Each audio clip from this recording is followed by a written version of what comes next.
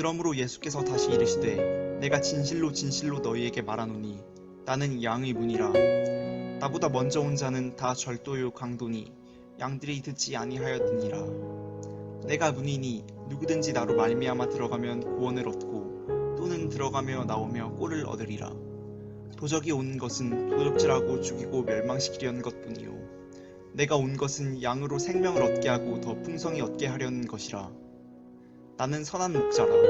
선한 목자는 양들을 위하여 목숨을 버리거니와 삭구는 목자도 아니요 양도 제 양이 아니라.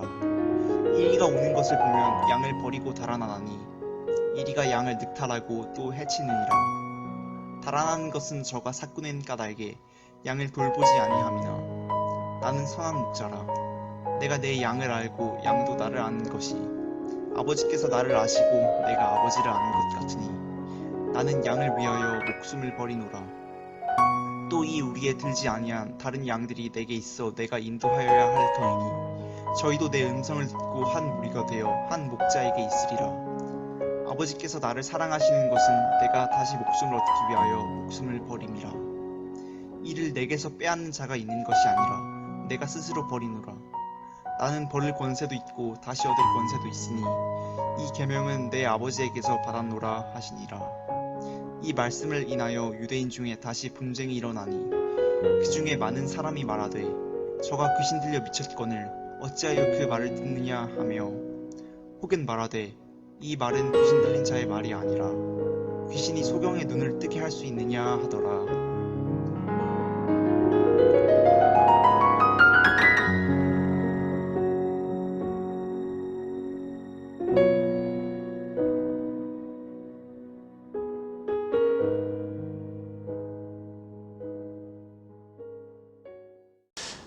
오늘 우리 지담이가 읽어준 이 말씀으로 비상식이라는 제목으로 우리 함께 말씀을 나누기를 원합니다.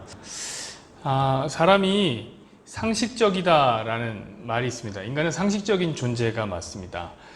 이 말은 뭐냐면은 인간이 상식적으로 살려고 굉장히 노력하고 있다는 얘기죠. 그렇다면 상식이라는 것은 무엇입니까? 상식은 사전적인 의미로 하자면은 보통 사람들이 알고 있거나 알아야 하는 지식, 일반적인 견문, 이해력, 판단력, 그런 사리 분별 이런 것들을 얘기하는 겁니다. 근데 그 말은 좀 어렵고 쉽게 얘기하자면 뭐냐면 그냥 보통 사람들이 갖고 있는 생각, 보통 사람들이 느끼는 느낌의 범위, 이것이 저는 상식이라고 생각해요. 그럼 이게 이 범위가 도대체 뭐가 그렇게 중요하길래 사람들은 이 범위 안에서 살려고 그렇게 노력을 할까? 이런 생각이 들죠. 그것은 인간이 사회적인 동물이기 때문에 그렇습니다. 인간은 무리를 이루고 살죠. 그러다 보니까 이 무리를 어떻게 하면 더 잘 만들어 갈까? 이런 생각 때문에 사회적인 약속을 하고 살아갑니다. 예를 들면 법이나 언어 같은 것도 전부 사회적인 약속들이죠. 이런 것들이요. 그런데 생각해보면은 모든 것들을 다 약속으로 남길 수는 없어요. 그렇죠? 다 약속하자 이렇게 할 수는 없잖아요. 그래서 상식이라는 범위가 중요한 거예요. 일종의 사회적인 약속 같은 역할을 하는 게 뭐냐면은 상식입니다. 그래서 그 범위 안에 있을 때 인간은 무리에 속해 있는 것 같은 안정감을 느끼고 그 상식이라는 범위를 넘어가게 되면 굉장한 불안감을 느낍니다. 예를 들어볼게요. 예를 들면 그 PC방 살인사건 했던 그 김성수라는 사람을 아시나요? 얼마 전에 있었던 사건이죠. 그런 사람들을 보면 사람들이 멘붕 상태에 빠져요. 그런 사람들 보면. 왜 그러냐면은 상식적으로 보면 이 살인이라는 거, 이 사람을 죽이는 것은 굉장히 나쁜 일이죠. 그렇죠. 그럼 살인을 저지른 사람은 상식적으로 어떻게 해야 되냐면은 고개를 푹 숙이고 아유 잘못했습니다.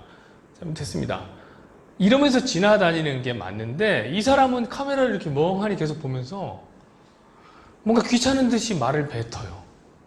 그러니까 이거 보면은 야 이거 상식적이지 않은데? 그런 사람 보면 이상한 거예요. 이런 사람 무섭단 말이에요.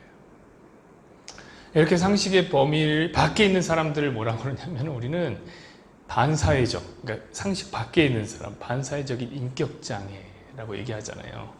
소시오패스라든지 사이코패스라든지 이런 사람들 공감 능력이 굉장히 떨어집니다. 이해가 안 돼요. 남들의 아픔이 이해가 안 돼요. 상식 밖에 있는 사람이기 때문에. 자, 한마디로 사람들은 상식이라는 범위를 마련하고 그 안에서 생각하고 느끼고 경험하며 사는 것을 좋아해요. 그게 편해요. 반면에 이 상식의 범위를 넘어가면 걱정이 된단 말이에요. 이를 잘 설명한 명언이 하나 있더라고요. 이슬람의 수도승이었던 이드리스 샤흐라는 사람이 이런 얘기를 했습니다. 뭐라고 얘기했냐면 인간은 상식이라고 그어진 좁은 금을 따라 조심조심 걸어가면서 거기에서 조금이라도 벗어나면 곧 불안함을 느낀다. 그렇죠. 공감이 돼요. 살금 그 상식 위를 걸어가는 사람들의 이야기가 잘 표현되어 있죠. 그런 의미에서 볼 때 기독교는 매우 비상식적일 때가 있습니다. 예를 들면 어떤 때냐면 예수님이 동정녀 마리아에게서 낳았다는 얘기를 들으면 이거 굉장히 비상식적이잖아요. 어떻게 사람이 결혼하지 않은 여자의 몸에서 나오냔 말이에요. 그래서 어떤 사람들은 이걸 못 믿어요. 그래서 어떻게 하냐면 마리아가 생각보다 좀 불순한 여자였다. 이렇게 천주교에서 들으면 난리 날 얘기들을 한단 말이에요. 오병이어 사건들 이런 거는 아니 물고기 2마리랑 떡 5개를 어떻게 5,000명을 먹이냔 말이에요. 이거 비상식적이에요. 그럼 어떻게 해석한다고 제가 얘기했죠? 한 아이가 오병이어 자기가 먹을 도시락을 가져와서 이거 드세요 라고 얘기했더니 사람들이 그걸 보면서 막 감동을 받아요. 아, 나도 몰래 숨겨온 내 도시락이 있는데. 그러면서 그걸 다 꺼냈더니 5,000명 먹었다는 거 아니에요. 그런 식으로 상식적으로 생각하려고 그래요. 예수님의 부활 같은 얘기는 진짜 못 믿죠. 죽었던 사람이 어떻게 살아나냐.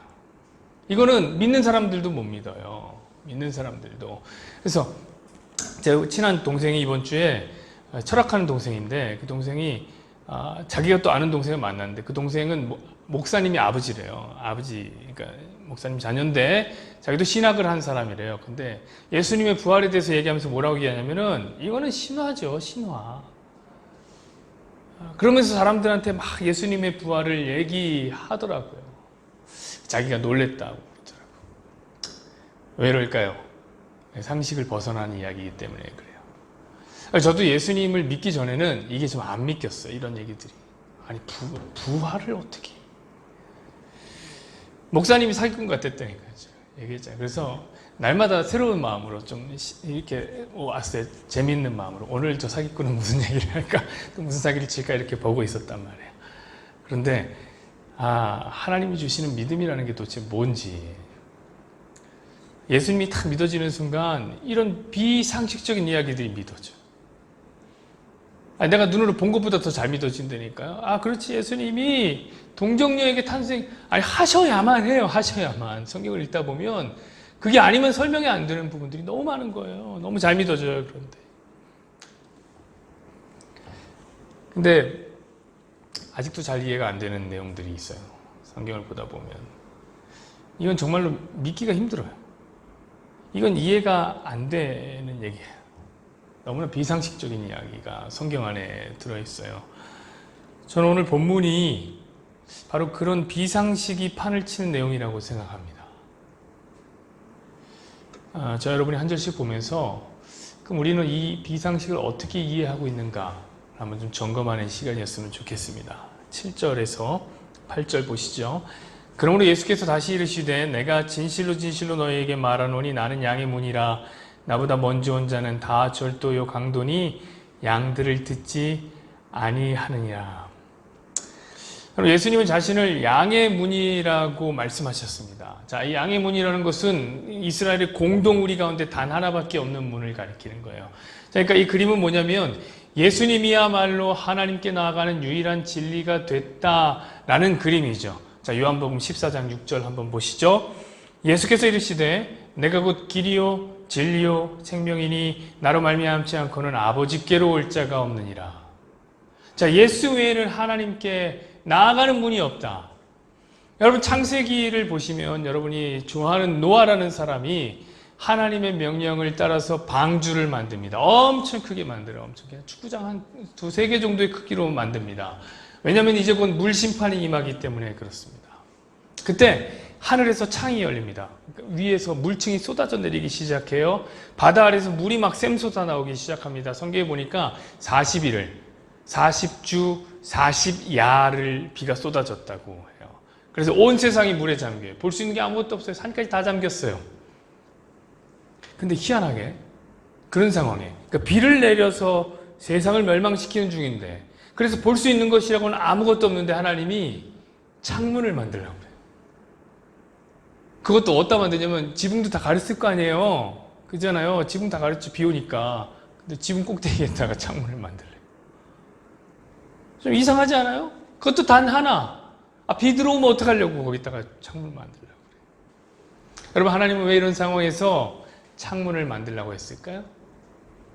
그것은 이 세상이 물에 잠겨 있을 때, 그래서 노아가 바라볼 수 있는 것이라고는 다 없어요. 아무것도 안 보이는데 뭐 하늘밖에 없다는 것을 알게 하려고. 이 세상이 심판 가운데 있을 때 하나님만 보려는 거예요. 심판의 세상 속에 하나님만 바라봐라. 무엇을 통해? 단 하나밖에 없는 창문을 통해. 여러분, 그 창문이 뭐냐면 바로 예수 그리스도를 상징하는 문이에요. 하나님을 바라보는 창. 하나밖에 없는 창. 여러분, 마찬가지입니다. 구약에 보면 하나님의 영광의 임재 안으로 들어가는 그 장막에도, 그 성막에도 문이 단 하나밖에 없습니다. 예수님밖에 없다 가르치는 거죠. 그러니 나보다 먼저 온 자는 다 절도며 강도라고 말씀하신 거예요. 예수님이. 자, 예수님보다 먼저 와서 자신이 진리의 문이다 라고 외쳤던 사람들이 있잖아요. 그들 다 가짜라는 거예요. 예를 들면 바리새파 같은 사람들. 바리새파 사람들은 뭐라고 얘기했냐면은 율법을 지키면 하나님께 나아갈 수 있다고 얘기했어요. 그럼 그들에게 있어서 율법 지킴이 뭡니까? 진리의 문이에요. 그 가짜라는 거죠. 사두개파 같은 사람들. 자, 사두개파들은 제사장 그룹이란 말이에요. 그들은 이 사회의 기득권을 근간으로 해서 로마에 탁 빌붙어 살았던 사람들이에요. 그러면서 빼먹고 다 빼먹으면서 이스라엘 사람들에게 제사나 드려주면서, 야, 이 제사를 드리면 하나님께 나아갈 수 있어 라고 얘기를 한 것이죠. 그러니까 그들에게 있어서 진리의 문은 뭡니까? 기존의 사회 질서를 유지하는 거예요. 그거 가짜라는 거죠. 가룟 유다가 소속해 있었던 열심당 같은 데도 있었습니다. 예수님이 오기 전에 왔어요. 자, 그들은 어떻게 했냐면 무력을 동원해서 로마의 압제로부터 우리 독립하는 거다. 이거야말로 진리의 문이다. 그러니까 그들에게 있어서 진리의 문은 뭐예요? 독립이죠. 독립. 그거 가짜라 하는 거예요. 세례요한 비스무리한 사람들은 SNF파 같은 걸 만들었습니다. 그들은 산과 들로 나가서 금욕 생활을 하며 하나님의 나라를 기다렸는데, 그들에게 있어서 진리의 문은 뭐였냐면 금욕 생활이었어요. 그런 거 다 가짜라. 여러분, 이런 것만 있었던 게 아니에요. 예수님이 오기 전에 수없이 많았던 가짜 메시아들이 판을 쳤습니다. 다 가짜다. 그럼 예수님 오기 전만이냐? 예수님 오신 후에도 그래. 오늘날에도 마찬가지예요. 예수 외에 다른 진리의 문을 제시하는 것들은 다 가짜다. 그게 사랑이 됐던, 그게 성님이 됐던 다 가짜예요. 예수님만이 진짜 문이다. 우리 사도행전 4장 12절 보시죠. 다른 이로서는 구원을 받을 수 없나니 천하 사람 중에 구원을 받을 다른 이름을 우리에게 주신 일이 없음이라 하였더라. 여러분, 예수님만이 진짜 문입니다. 그런데 예수님이 여기서 자신을 양의 문이라고 하신 이유가 나만이 유일한 진리다, 요것만을 밝히기 위해서 그런 것일까요? 저는 아니라고 생각해요. 더 이유가 있어요. 왜냐하면 오늘 본문에 보면 예수님은 자신이 양의 문이라고 하셨는데, 양의 문이라고 하면서 동시에 뭐라고 얘기하냐면 본인은 목자라고 얘기하십니다. 우리 지난주에 공부했잖아요. 그러니까 예수님은 목자이면서 양의 문이에요. 자, 그럼 목자와 양의 문을 동시에 만족시키는 이야기가 있지 않을까? 라고 봤더니 있더라고요, 성경에. 예? 그럼 이것을 알려면 당시에 이 목양의 방법을 좀 알아야 됩니다. 여러분, 지난주에 우리 얘기했잖아요. 목양이라는 것은 비천한 직업이었어요. 그거는 굉장히 위험하고 힘든 3D 직업이에요. 그래서 이 공동우리를 지어서 어떻게 했다고 그랬습니까? 양을 넣어두고 거기서 돌아가면서 비번을 선단 말이에요. 이번 네가 지켜, 내일은 내가 지킬게, 이렇게 했다고 했습니다. 자, 그때 비번을 서는 목자가 어떻게 하냐면, 비번을 서는 목자가 그 하나밖에 없는 양의 문 있잖아요. 그 아래 그대로 두루 누워서 자요. 왜? 양은 잠시도 내버려 둘 수가 없는 존재거든요. 누가 들어올지 모르기 때문에 거기서 양의 문에서 두루 누워서 자요, 거기서. 예? 여러분, 그러면 양의 문이 누구예요? 그 비번을 섰던 그 목자예요, 곧. 목자가 곧 양의 문이 되는 거예요. 자, 그러니까 지금 예수님은 자신을 그런 양의 문을 밤새도록 지키는 뭐에 비유한 거예요? 목자에 비유한 것이죠. 그럼 그러고 보니까 이게 좀 이해가 됩니까? 저는 일단은 이게 이해가 안 가요. 하나님의 아들이 자신을 목자에 비유하고 있다는 사실이 좀 이해가 안 가요. 물론 지금은 직업이 귀천이 없습니다. 모든 직업이 신성하다고 여겨요. 그런데 그때는 아니었어요. 자, 조선시대만 해도 그렇지 않았잖아요. 여러분, 목자들은 굉장히 천시받는 직종의 사람들이었다고요. 얼마나 천시를 받았냐면 법정에 섰을 때 이 목자들은 증언을 해도 그 증언이 효력이 없어요. 그러니까 사람 취급을 안 했던 거예요. 근데 여러분 생각해보세요. 살아계신 하나님이, 그 살아계신 하나님의 아들이 자기를 비유하면서 뭐에 비유해요? 목자에 비유하고 있는 거예요. 낮추고 또 낮춰서. 왜 그러셨을까? 왜 하필 목자로 비유하셨을까? 성경을 보면 예수님은 자신을 목자에 비유할 수밖에 없었어요. 왜냐하면 자기 백성이 양 같은 존재이기 때문에 그래요. 하필 내 백성이 양이야. 보잘것이 없고 아무 힘이 없는 양이기 때문에. 그래서 목자에 비유할 수밖에 없는 거예요. 사랑하는 여러분, 저는 여러분이 오해하지 않았으면 좋겠어요. 여러분, 복음이라는 것은 우리가 예수님께 맞추는 게 아니에요. 복음은 예수님께서 우리 같은 자들에게 자신을 낮추고 맞춰 주신 거예요. 이게 이해가 되냔 말이죠. 9절 보시죠. 내가 문이니 누구든지 나로 말미암아 들어가면 구원을 받고 또는 들어가며 나오며 꼴을 얻으리라. 예수님은 이 양들이 예수님을 통해, 양의 문을 통해 들어가며 구원을 받고 들어가며 나오며 꼴을 얻을 것이라고 말씀하셨습니다. 자, 여러분 이 그림을 한번 생각해 보십시오. 양들이 문을 통해 들어갑니다.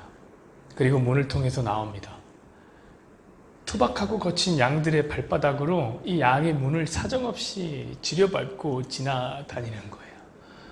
자, 그래야 뭘 한다고요? 구원을 얻는다. 그래야 꼴을 얻는다는 거예요. 여러분, 이것은 실로 굉장한 이야기입니다. 제가 두 번째 이해가 안 가는 이야기죠. 진실로 터무니가 없는 상징이고 이해할 수가 없는 그림이죠. 왜요? 양에게 밟히는 하나님의 아들이라. 이건 너무 비상식적이잖아요. 여러분, 이런 비상식적인 그림을 우리는 어디서 본 적이 있습니다. 어디일까요? 요한복음 13장 4절 5절 말씀 보시죠. 저녁 잡수시던 자리에서 일어나 겉옷을 벗고 수건을 허리에 두르시고 이에 대야에 물을 떠서 제자들의 발을 씻으시고 그 두르신 수건으로 닦기를 시작하여. 여러분, 예수님은 십자가를 지기 전에 제자들을 다 불러 모으십니다. 그리고 그들의 발을 씻기기 시작합니다. 자, 이미 예수님의 허리춤에는 수건이 둘러져 있습니다. 자, 이런 행색을 보고 있는 우리는 이게 뭐지 잘 모르지만 사실 당시의 유대 사회를 살아가는 사람들은 그런 행색을 보고 한눈에 눈치챌 수 있었습니다. 그것은 종의 행색이었습니다. 그것도 발을 닦아주는 종이라는 것은 유대 사회 전체를 통틀어 가장 낮고 천한 사람이라고 볼 수 있습니다. 그 일을 누가 하신 거예요? 예수님이 자처하신 겁니다. 여러분, 주님은 가장 낮은 모습으로 우리 가운데 오셨어요. 그냥 단순히 야, 겸손이란 것은 이런 거야 라고 겸손의 미덕을 알려주기 위한 그림이 아니에요. 보다 정확히 얘기하자면 그분은 우리를 섬기기 위해서 낮아지셨어요. 이 말은 뭐냐면 섬김만이 예수님의 삶의 목적이었다는 거예요. 마태복음 20장 28절 보시죠. 인자가 온 것은 섬김을 받으려 함이 아니요 도리어 섬기려 하고 자기 목숨을 많은 사람의 대속물로 주려 함이니라. 여러분, 예수님께서 섬긴다는 것은 수단이 아니었다는 거죠. 우리 주변에도 가끔 섬김의 모습을 보이는 리더들이 있습니다. 가끔은 국회의원들이 전통시장 같은 데 가서 국밥을 먹습니다. 가끔은 그들이 장화를 신고 논밭에 들어가서 논밭의 일들을 거들기도 합니다.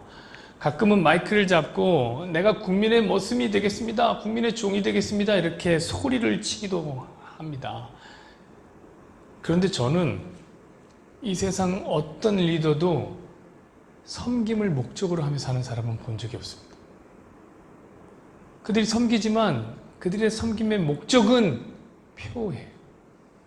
그 표를 얻기 위한 수단일 뿐이에요. 그러나 예수님은 달라요. 예수님은 섬기러 오셨습니다. 짓밟히러 오셨습니다.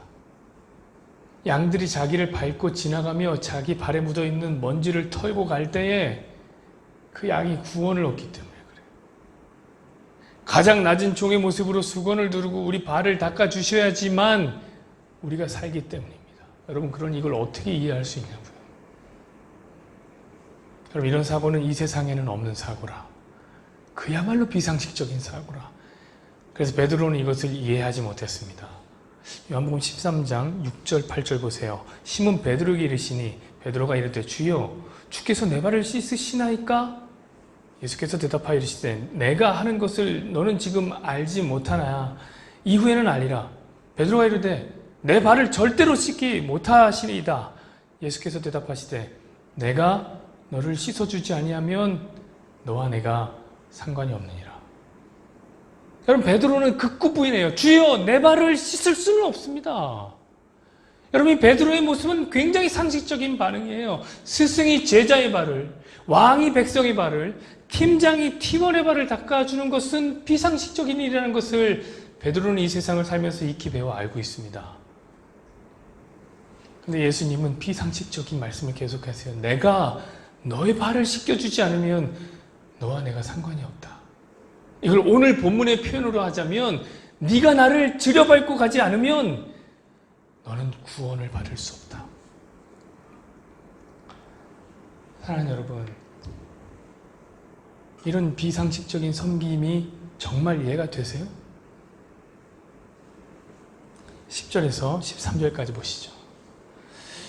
도둑이 오는 것은 도둑질하고 죽이고 멸망시키려는 것뿐이요 내가 온 것은 양으로 생명을 얻게 하고 더 풍성히 얻게 하려는 것이라. 나는 선한 목자라.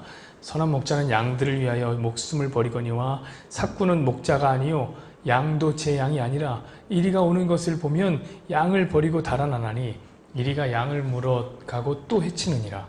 달아나는 것은 그가 삭구인 까닭에 양을 돌보지 아니함이라. 여러분, 주님은 이제 정말로 저는 이해가 안 되는 얘기를 하십니다. 뭐라고 얘기하냐면 나는 선한 목자라 나는 양들을 위해 목숨을 바치느니라. 여러분이 9시 뉴스를 보고 있습니다. 어떤 목자가 양을 살리려다가 늑대에게 잡혀 먹혔다는 보도를 보셨습니다. 여러분 어떤 생각을 하시겠습니까? 선한 목자인데? 야, 선한 목자야. 여러분 이런 생각을 하시겠습니까? 혀를 차지 않겠어요?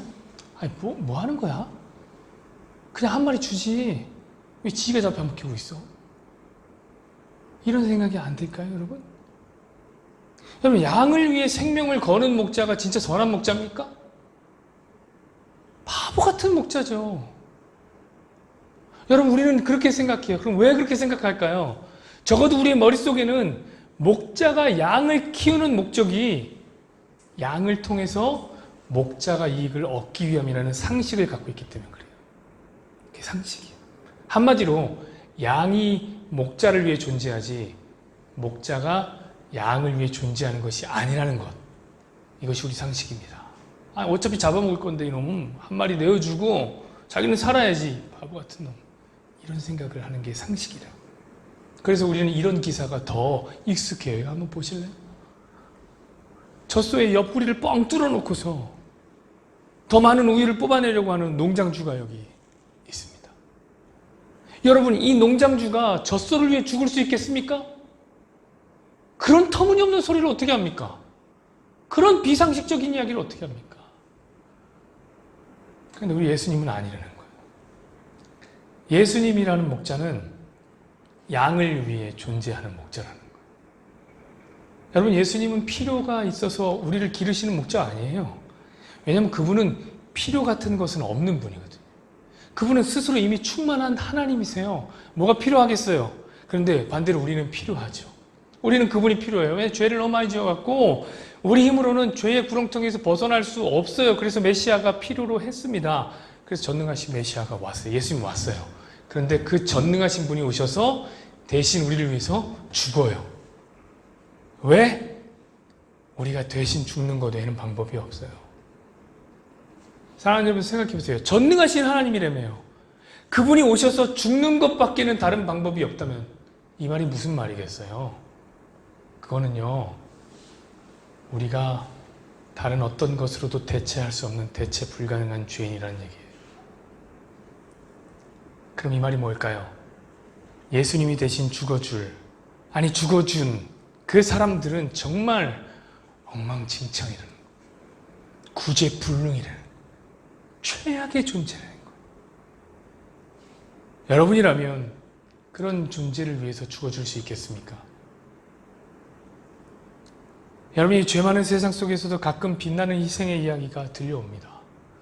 부모가 자식을 위해서 죽었더라. 선생이 제자를 위해서 죽었더라. 사랑하는 연인을 위해서 희생했다라는 얘기가 들었습니다. 근데 여러분, 이런 소식은 들어보셨습니까?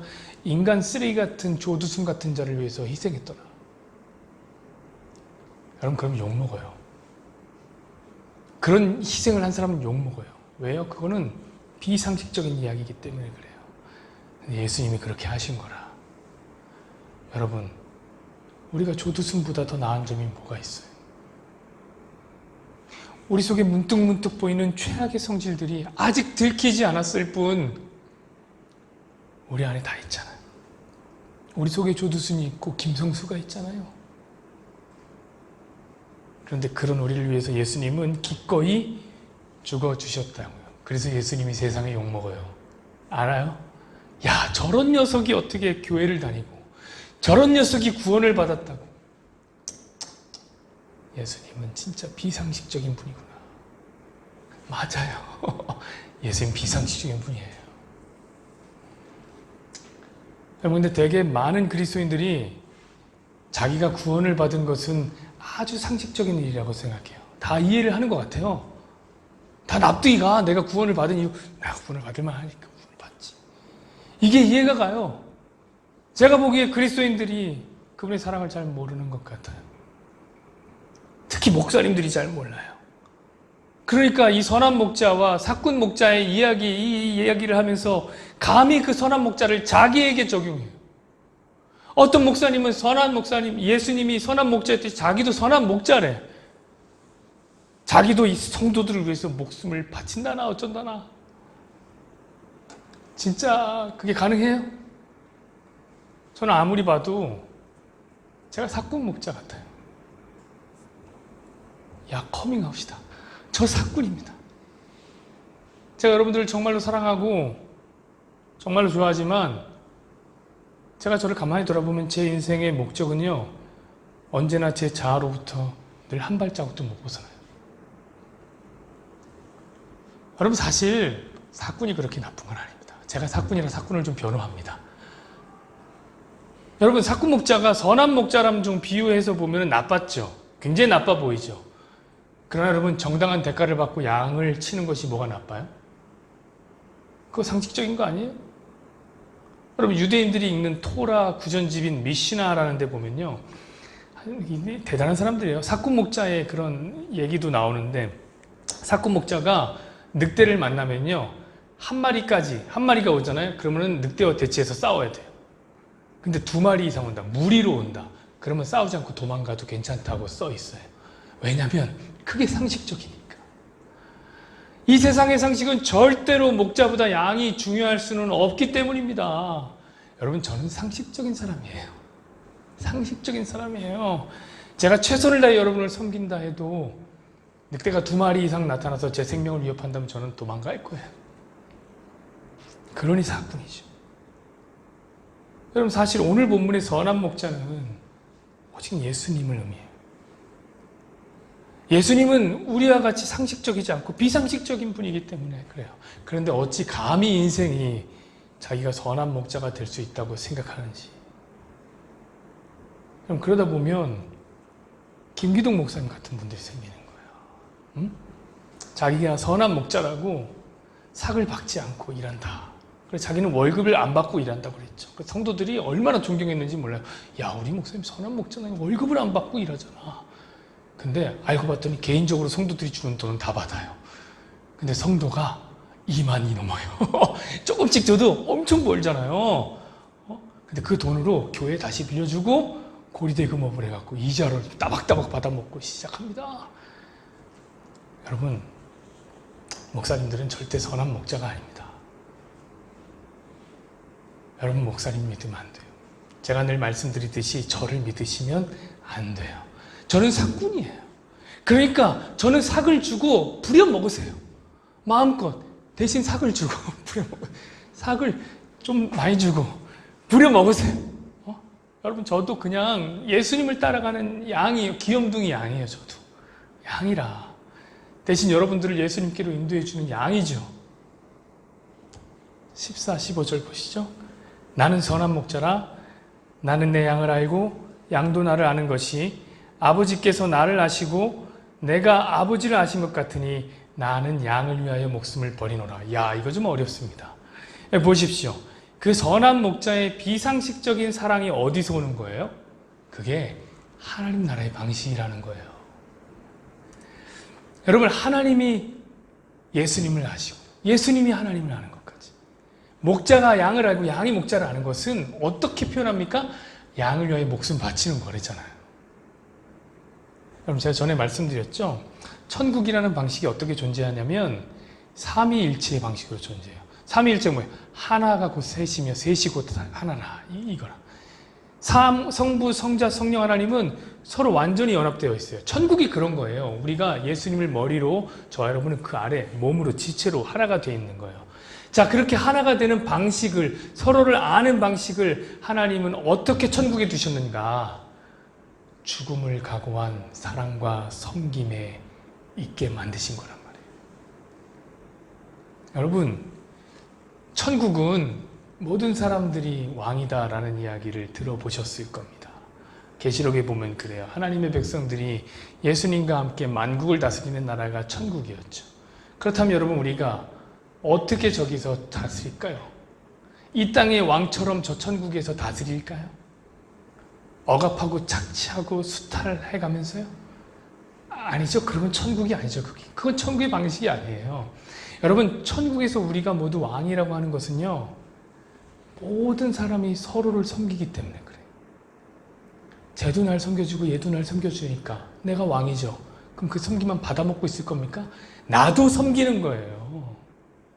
그런데 이런 사랑은 이 세상에는 없다는 거예요. 천국의 방식이라는 거예요. 여러분, 이 땅의 사랑은 자기를 살찌우는 사랑이에요. 사랑하는 연인이 저마다, 아니 사랑하는 부부들도 다 자기한테 맞춰주기를 원해요. 져주지 않으려면 주도권 싸움을 해서 이겨야 된다고 생각을 한다. 그렇게 뭐가 그렇게 중요한지, 건물의 이름을 내 이름으로 하냐 네 이름으로 하냐, 이게 그렇게 중요해요. 여러분, 그게 이 세상의 상식이에요. 그래서 감히 여러분들께 제가 권면하고 싶습니다. 그러니까 뭐냐면, 사랑하는 여러분, 여러분의 가정은 비상식이 상식이 되는 가정이 되기를 진짜 바랍니다. 여러분의 가정은 모두가 서로가 서로를 섬겨 천국이었으면 좋겠어요. 물론 이것이 이 세상 상식이 아니라 굉장히 어렵지만 예수님을 의지하면서 한번 그렇게 해봤으면 좋겠습니다. 그래도 여러분은 저보다 가능성이 굉장히 높아요. 왜냐하면 저는 이 사실을 압니다. 섬기는 게 천국이다 알지만 섬겨줄 와이프가 없어요. 그럼 여러분은 가능성이 저보다 높잖아요. 일단 먼저 시작해 보세요. 제가 여러분 하는 거 보고 되나 안 되나 한번 보고 저도 따라가 보겠습니다. 16절 보시죠. 또 이 우리의 들지 아니한 다른 양들이 내게 있어 내가 인도하여야 할 터이니 그들도 내 음성을 듣고 한 무리가 되어 한 목자에게 있으리라. 자, 우리의 들지 않은 다른 양도 인도할 것이다. 여기서 다른 양은 뭐냐면 바로 이방인을 뜻합니다. 이방인. 자, 주님은 이스라엘을 잃어버린 양들만을 위해서 오신 분이 아니죠. 주님의 음성을 아는 다른 무리에 누구도 있어요? 이방인도 있는 거예요. 그러니까 당연히 주님은 이방인의 목자이기도 합니다. 당연히 어떻게 하겠습니까? 그 목자가 이방인을 부르겠죠. 그 얘기죠. 자, 그러고 보니 실제로 지금에 와서 보니까 저와 여러분이 그 우리 안에 들어있는 거라. 저와 여러분은 뭐예요? 이방인이에요. 저와 여러분이. 여기 혹시 유대인이세요? 아니죠. 이방인이잖아요. 이방인. 여러분 이를 통해 뭘 알 수 있습니까? 저와 여러분을 위해서도 선한 목자가 생명을 바쳤다는 사실을 알 수 있는 거예요. 근데 저는요, 이방인인 저와 여러분이 구원을 받았다는 사실에서 진짜 더 큰 은혜를 받습니다. 어떤 은혜냐면 그것은 예수님은 자기 양을 한 마리도 빠지지 않고 다 구원할 뿐이라는 사실이에요. 이게 얼마나 은혜가 되는지. 여러분, 한국은 이스라엘에서 비행기로 12시간이 걸린대요. 저는 안 가봤지만 여러분 비행기 그렇게 타보면 진짜 힘들어요. 그런데 한국 땅까지 예수님은 자기 백성을 찾아오신 거예요.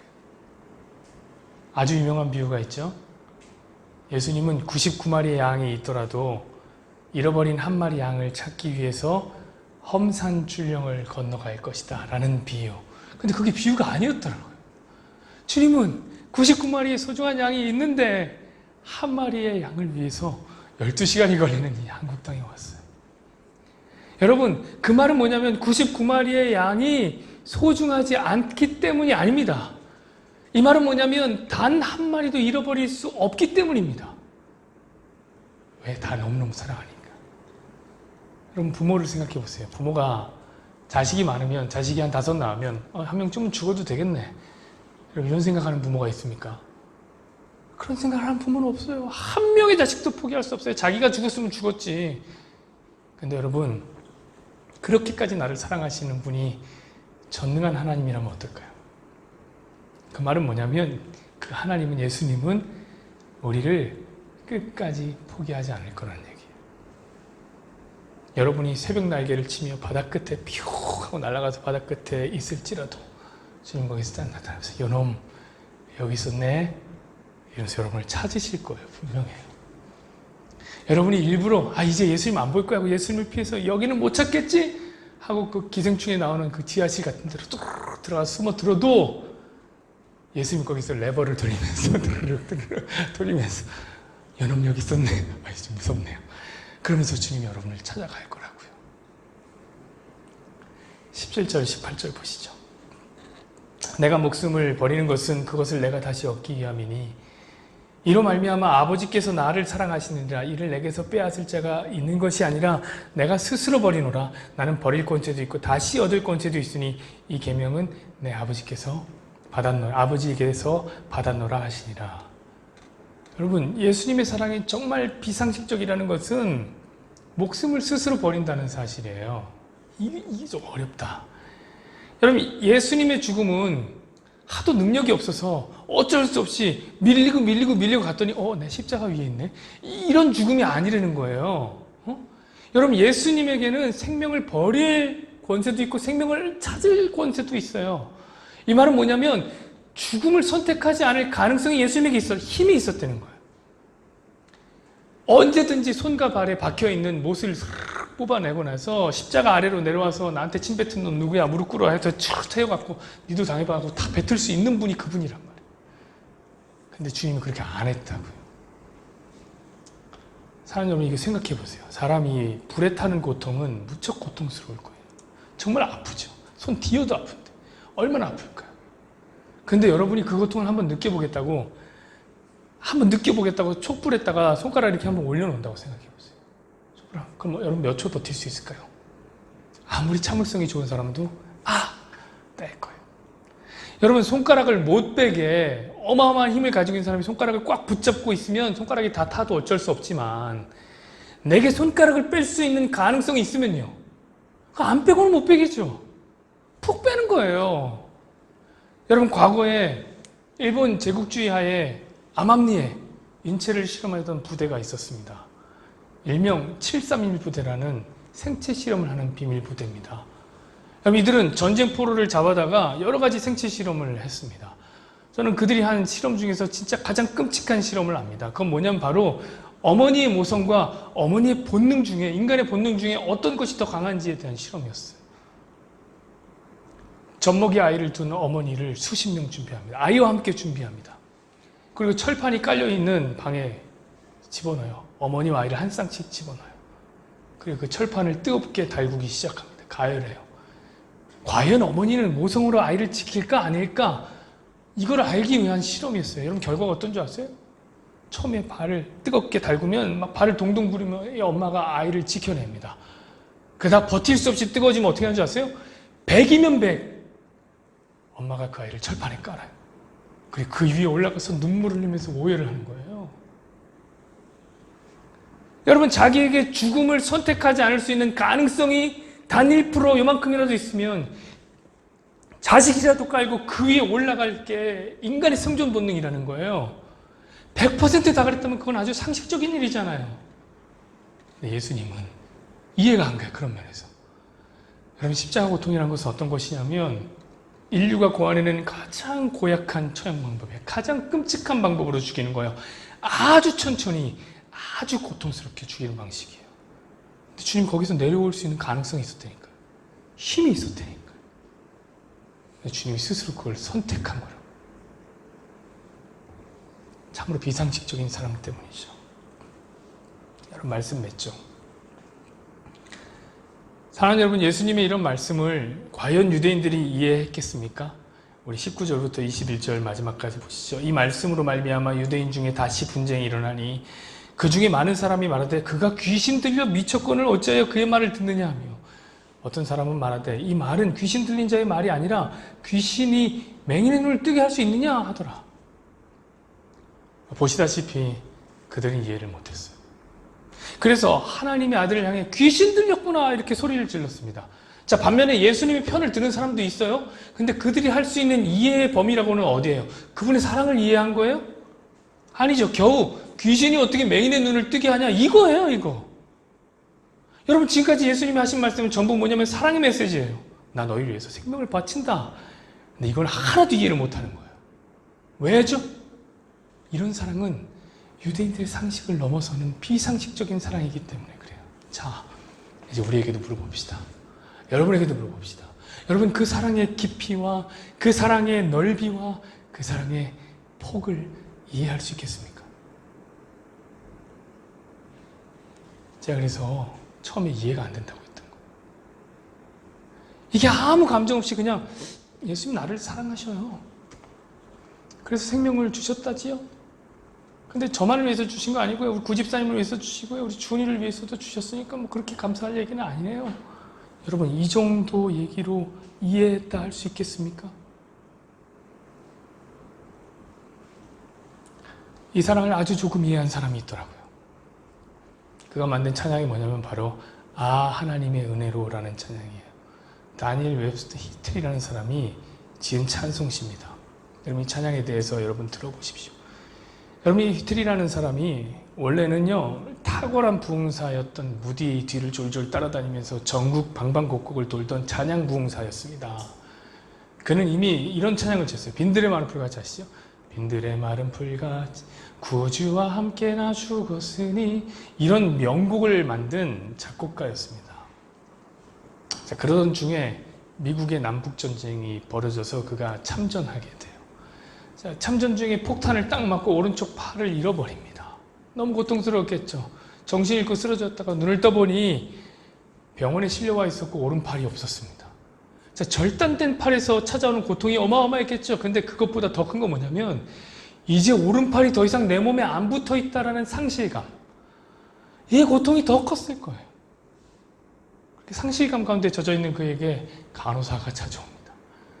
그가 유명 전도자였다는 소식을 듣고 찾아온 거예요. 그리고 하는 말이 뭐냐면 여포실에 전쟁으로 얻은 상처 때문에 죽어가는 소년이 있는데 그를 위해 기도해 달라는 거예요.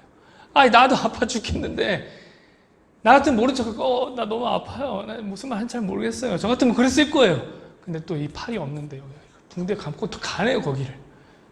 가서 기도해 주는 거예요. 근데 그렇게 기도하던 중에 소년의 생명이 끝이 납니다. 그때 머릿속을 가득 채운 찬양이 뭐냐면 하나님의 은혜로요. 하나님의 은혜로 있을 데 없는 자 왜 구속하여 주는지 난 알 수 없도다. 여러분 이게 상식적인 작곡 상황입니까? 상식적으로는 하나님께 비난의 화살을 쏴야 되지 않겠어요? 내 팔! 이거 어쩌려고 그래 하나님? 아니 팔을 빼앗아갔으면 이 소년이라도 좀 살려주시지. 기도하고 있는데 죽게 만드십니까? 그런 기도가 더 잘 어울리는 거 아니에요? 여러분 오른팔을 잃은 자기가 죽어가는 소년을 업고 기도를 하고 있는 걸 보니 갑자기 생각난 거예요. 뭐가 생각나냐면 십자가 위에서 나를 위해 기도하시던 예수님의 모습이 생각난 거예요. 아주 상식적이지 않은 예수님의 사랑을 이만큼 눈치채고 보니까 상식이라는 금이를 벗어나서 아주 날아가는 감사를 누리기 시작했던 거예요. 원래는 인생이라는 게 상식이라는 금이를 긋고 조심조심 걸어가는데 하나님의 사랑을 알고 나니 그 일을 날아다니기 시작하는 거예요. 도저히 찬양이 나올 수 없는 곳에서 찬양이 나오고 도저히 감사가 나올 수 없는 곳에서 감사가 나오고 도저히 예배 드릴 수 없는 상황에서 예배가 드리고 싶은 거예요. 여러분 예수님의 비상식적인 사랑이 상식적인 상황 위를 비상하게 한 거예요. 그래서 오늘의 제목이 비상식이라고 지었던 거예요. 비상식 여기서 비는 아닐 비자가 아닙니다. 날 비자예요. 날 비자. 여러분에게도 권면하고 싶습니다. 우리도 선하신 목자의 사랑을 깨달아 우리의 삶이라는 상식 위를 한번 좀 멋있게 비상할 수 있었으면 좋겠습니다.